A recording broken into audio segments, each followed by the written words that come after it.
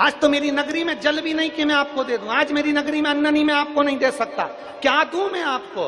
तब राजा मानधाता ने कहा, ये शरीर आपका है, ये प्राण आपके हैं, ये मैं आपको देता हूं।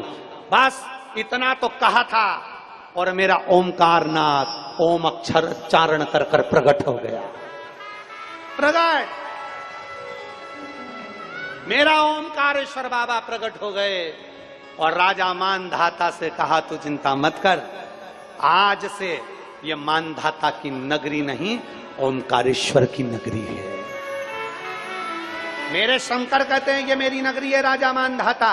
राजा मानधाता ने कहा, आप कृपा कर कर यहीं पर विराजमान हो जाओ। शंकर भगवान ने कहा, राजन, मां रेवा के तट से मैं कहीं नहीं जाऊंगा, जगत का कल्याण करने के लिए मैं ओमकारेश्वर बनकर यहां स्थिर होऊंगा, शिवलिंग के रूप में विराजमान होऊंगा।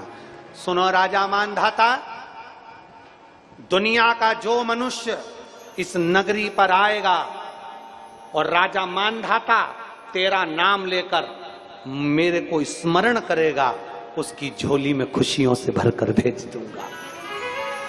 ऐसे राजा मानधाता विराजमान हुए और आज बड़ी खुशी की बात है, जो राजा मानधाता के वंशज भी इस नगरी में आज भी रहते हैं, उनको साधुता देता हूं, उनको धन्यवाद देता हूं। वो राजा के वंशज आज भी निवास करें, उनको साधुता है, धन्यवाद।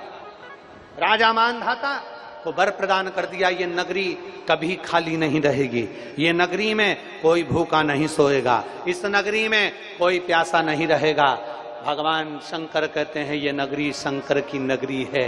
राजा मानधाता, तुम्हारी ये नगरी को मैं स्वीकार करता हूं।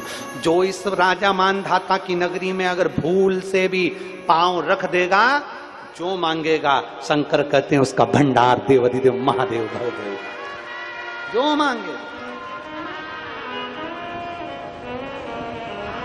बोल राजा मानधाता ओमकारेश्वर महादेव की। सती मैया जो भगवान शंकर के अविरल भक्ति करने वाली थी, उनके जब शरीर जलकर भस्म होता है, सती माता पार्वती के रूप में विख्यात होती हैं।